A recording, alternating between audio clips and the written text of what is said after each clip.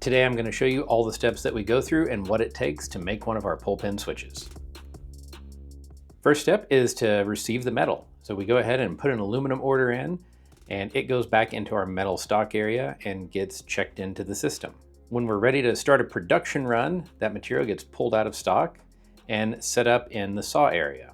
So we use these Evolution chop saws. One is normally set up to cut ferrous material and one set up for non-ferrous. So he's using the non-ferrous saw, getting everything aligned to cut to the right length. And then since we're going to be cutting quite a few pieces, we often use the other saw to create a saw stop. So he gets it good and seated up against there.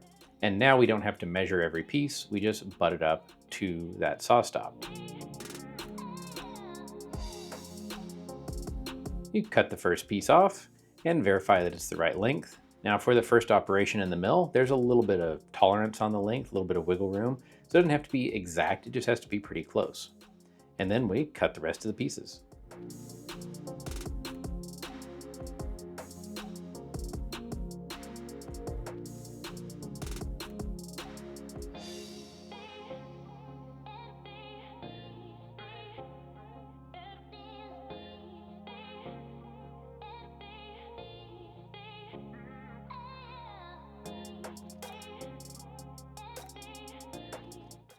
Once the material is all cut, it gets loaded onto pallets that go into the mill. Now it actually takes 4 operations in the mill to make these. So the first operation roughs out the bodies from those just bars of aluminum that you saw, and then they progressively get more and more refined. As you're seeing here, this is an operation 3 pallet, so the switches are mostly done. Now we're machining the features in the end, like the hole where the pull pin actually goes into the switch body. We do this all on our Haas Mini Mill, and we use the Pearson pallets now for the last several big production runs that we've had, because it lets us load a lot more parts into the machine in one go, about 40 switches in this case. And then all we have to do to switch them out is put it on a little 3D printed fixture that we've got there and use the power ratchet to loosen it. And in this case, we'll be flipping all the parts over to go from op 3 to op 4, which are some hole features on the other side of the parts. And then they all get tightened back down and torqued with a torque wrench. Now the Pearson pallets really make this nice because while this operation is happening and they get tightened and torqued, another pallet can be running in the mill. So we have a little less spindle downtime and the operator can be kept a lot more busy, or the machine can run unattended some. So after they get tightened down snug, we do a little bit of a seating operation and then torque all of the fasteners to spec.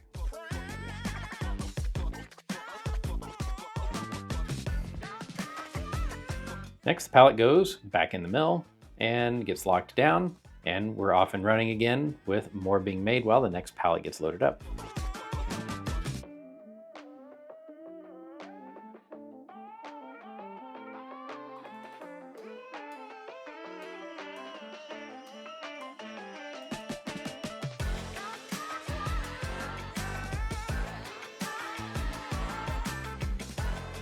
As soon as the pallets come out of the mill and they're all finished, the parts get cleaned and head off to anodize. This is one process that we don't do in-house, and it makes them this nice orange color and provides a protective coating. The anodized parts get engraved on the fiber laser with our logo and the part number, because we do make 2 variants of this switch, one with threaded holes and one without threaded holes, and they get stocked. When it's time to build the switches up and actually put them on the shelf, we get the switches and the pins and the bodies that we machined, anodized, and engraved, and get set up and generally do 100 or more at a time to try to be a little bit more efficient.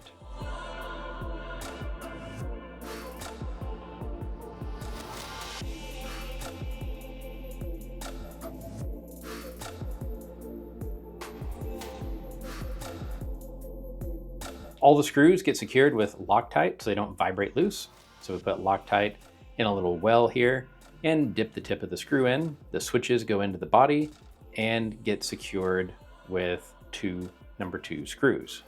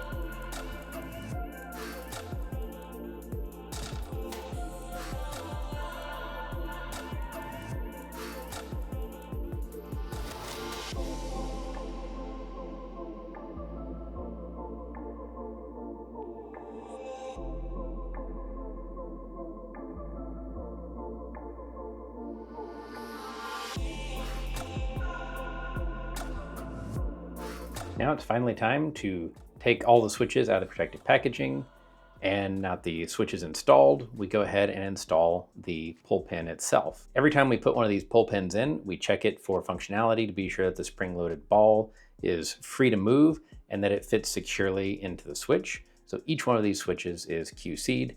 You also notice that we listen to make sure that we hear the micro switch actuate, and repeat that a bunch of times.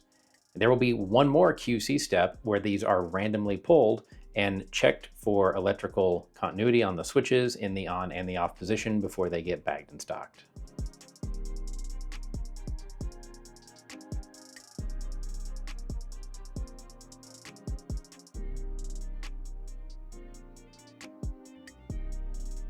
They go over to the QC shelf, and once a different person than did any of the work on them examines them, it's ready for packaging. We apply a label to each package with the part number for what's in it. And these are heat seal packages, so that there is a zipper if somebody wants to put things in and reclose it. But otherwise, the switch goes in and it's ready to go on to the heat seal machine.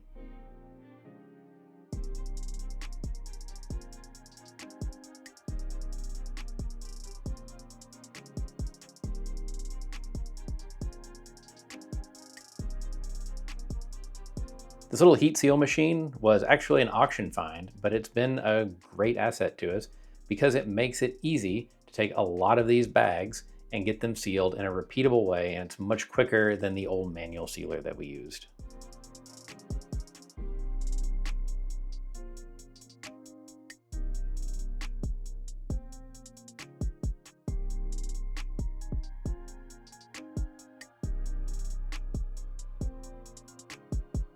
The products get put into the system to go in stock and stocked on the shelf in a labeled box. So we track the location of the product throughout the entire process. And that's all there is to it. It just takes a dedicated team of people and a lot of equipment to make all these switches and make sure that everyone you get is perfect.